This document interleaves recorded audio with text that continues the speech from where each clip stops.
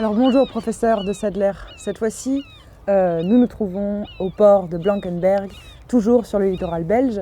Et pour commencer cette interview, je voudrais donner la définition du littoral, qui est une bande de terre constituant la zone comprise entre une étendue maritime et la terre ferme. Il est difficile à appréhender compte tenu des différents concepts qui y sont accordés, géographiques, géomorphologiques, océanographiques, biologiques. C'est à ce niveau que se croisent les exigences terrestres et marines. La plupart des activités terrestres, comme la pollution de l'eau par exemple, trouvent leur aboutissement en zone littorale. Et donc le littoral semble désormais au centre de tous les enjeux en raison des besoins croissants de l'humanité, comme l'alimentation, l'énergie, les ressources minérales, les transports ou le tourisme. L'espace entre deux, le littoral, fait l'objet d'enjeux contradictoires, la protection des écosystèmes et le développement socio-économique. Une stratégie de planification ne serait-elle pas appropriée pour minimiser les impacts négatifs du développement sur les écosystèmes côtiers ? Je suis tout à fait d'accord. En effet, la partie terrestre et la partie maritime interagissent, elles forment un tout. Et par conséquent, il est indispensable de développer des instruments planologiques qui prennent toute la mesure de l'interaction entre les différentes activités socio-économiques et les écosystèmes. Ceci requiert une intégration de la gouvernance entre les différents ministères et les différentes agences en charge du milieu littoral. Ceci requiert aussi une meilleure appréhension de la zone littorale, de cette interaction entre le milieu physique et le milieu terrestre. Et j'ajouterai à cela que cela s'avère indispensable dans la mesure où, comme vous le soulignez, les pressions sur le milieu littoral sont exacerbées en raison de l'industrialisation, du développement d'un tourisme de masse. Si l'Union européenne s'est dotée depuis les années 70 d'une politique commune de la pêche, de nature exclusive, elle a quelque peu délaissé l'approche spatiale de l'interface terre-mer. Sans doute a-t-elle considéré que les États membres étaient mieux placés pour encadrer les activités humaines affectant le littoral, je suppose ? Vous avez raison. Donc l'Union européenne s'est d'abord concentrée sur le développement d'une politique commune de la pêche, dans la mesure où les stocks halieutiques ne connaissent pas les frontières. Mais pratiquement 200 millions d'Européens vivent à 50 km des côtes. 80% des villes et des agglomérations se situent sur le littoral de la mer Méditerranée ou de la mer du Nord. Et par conséquent, il était indispensable de développer au niveau européen des instruments juridiques qui prévoyaient une planification, une gestion intégrée du milieu littoral. Ça a été fait dans un premier temps dans le cadre de la Convention de 1976 sur la protection de la mer Méditerranée.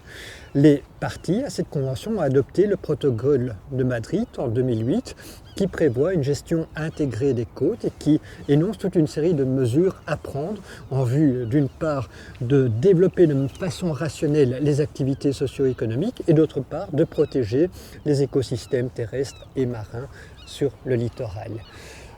Le législateur de l'Union européenne s'est rendu compte qu'il était à la traîne, qu'il n'était pas à la page, et il a adopté la directive 2014-89, le 23 juillet 2014, qui vise à encadrer la planification de l'espace maritime. Et donc cette directive est tout à fait novatrice dans la mesure où elle va empiéter en partie sur les compétences qui reviennent aux États membres en matière d'aménagement du territoire.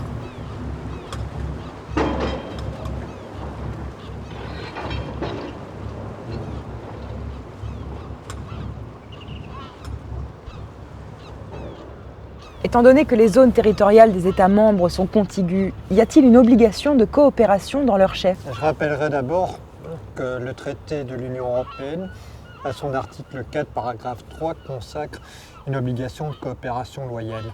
Les États membres sont appelés à transposer dans leur ordre juridique interne la directive, comme toute autre directive.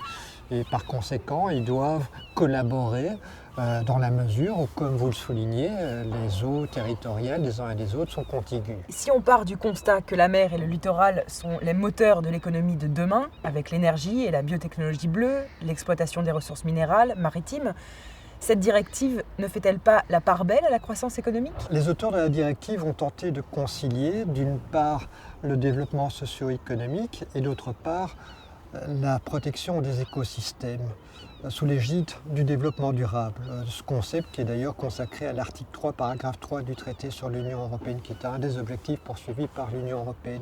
Et donc, ce qui est remarquable, c'est l'insistance sur le développement durable. À cet égard, je lirai l'article 1er de la directive qui prévoit de promouvoir la croissance durable des économies maritimes, le développement durable des espaces maritimes et l'utilisation durable des ressources maritimes. Dans une seule disposition, à 3 reprises, le concept de durabilité est évoqué.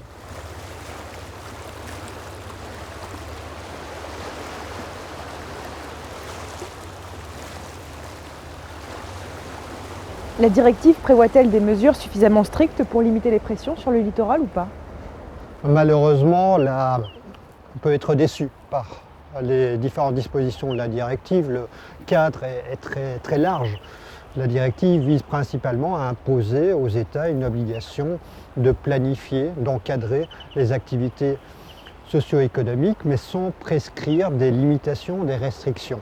Et si on compare la directive avec le protocole de Madrid de 2008, adopté dans le cadre de la Convention sur la protection de la mer Méditerranée, on est surpris. Ce protocole prévoit toute une série de limitations quant à la possibilité de construire sur le littoral. Donc le protocole interdit la construction sur une distance de 100 mètres.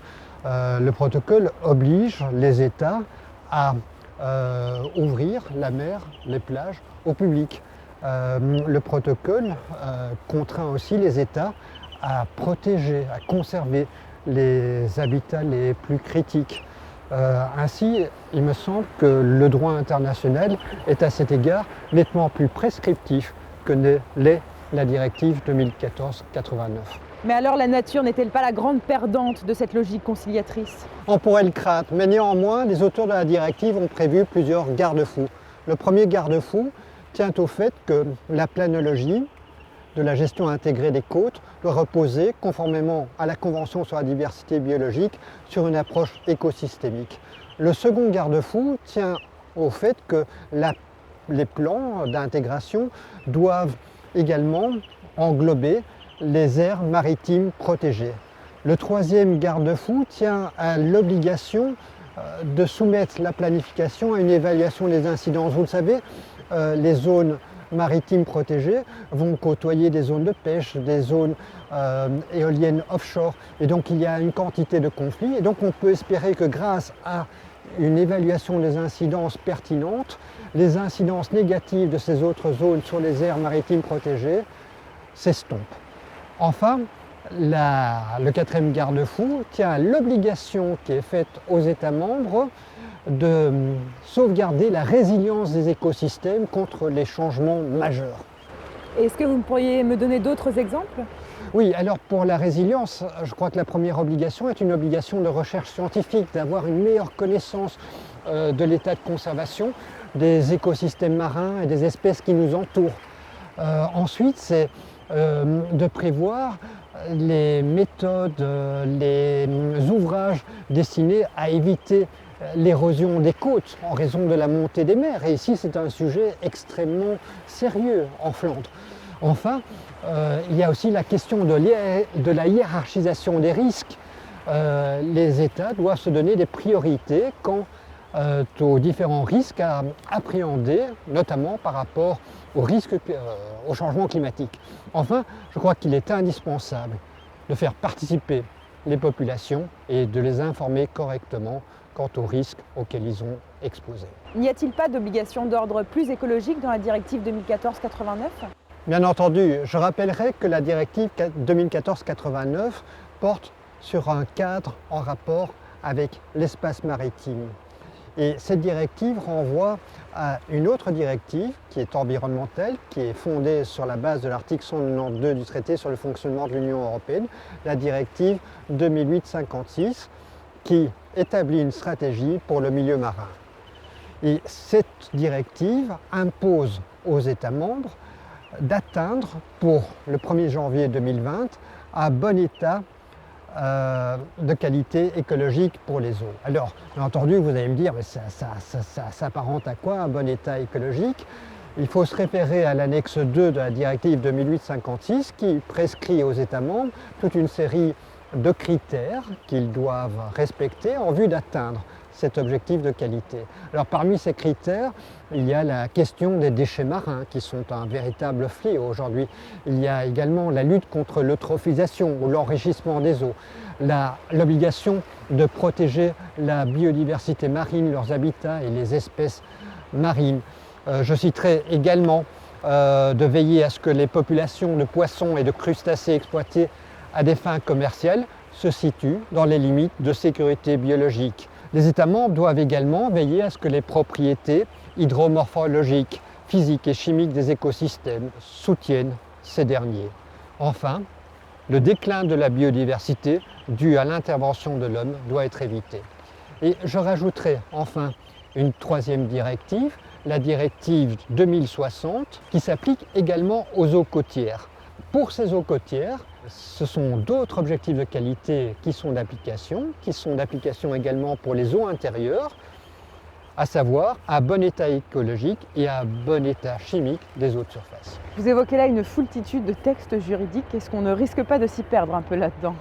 Oui, le juriste va devoir jongler avec une quantité de textes, des directives et des accords internationaux. Le point de départ de notre entretien sera porté à cette directive 2014-89 qui établit un cadre pour l'espace maritime. Directive de 2014 qui renvoie à la directive 2008-56 relative à une stratégie pour le milieu marin, qui elle-même renvoie à la directive 2060 sur l'eau, et qui s'applique d'ailleurs aux eaux côtières. À cela, il faut rajouter la convention de Ramsar sur les espaces lacustres, ainsi que la convention de Berne relative à la protection du milieu naturel en Europe. Et donc tous ces textes doivent être mis en œuvre par les États pour contrer le déclin de la biodiversité qui est très inquiétant.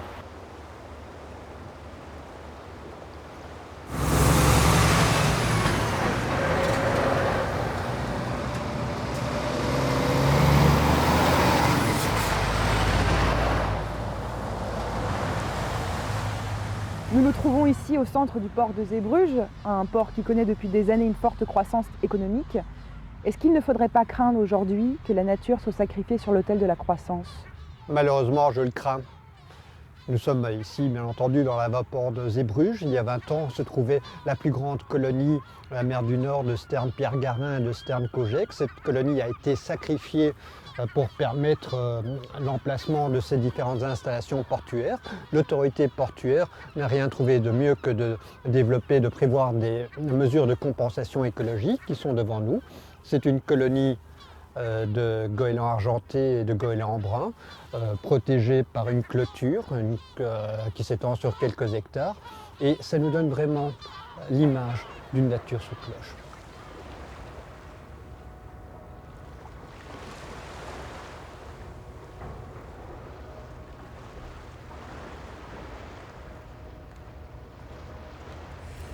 La gestion intégrée des zones côtières doit-elle se conformer à un principe environnemental? Je dirais qu'elle devrait même se conformer à plusieurs principes. Le premier principe qui me vient à l'esprit est celui de la prévention. Mieux vaut prévenir que guérir. On est entouré ici de structures en béton, ce qui montre à quel point les écosystèmes marins, les écosystèmes littoraux sont menacés. Ensuite, vu l'incertitude quant à l'évolution des écosystèmes marins et de leurs espèces, il est important, il est indispensable d'appliquer le principe de précaution. Enfin, pour revenir à la directive 2014-89, il y a une obligation d'intégrer, conformément à l'article 11 du traité sur le fonctionnement de l'Union européenne, les exigences environnementales dans le cadre des autres politiques économiques.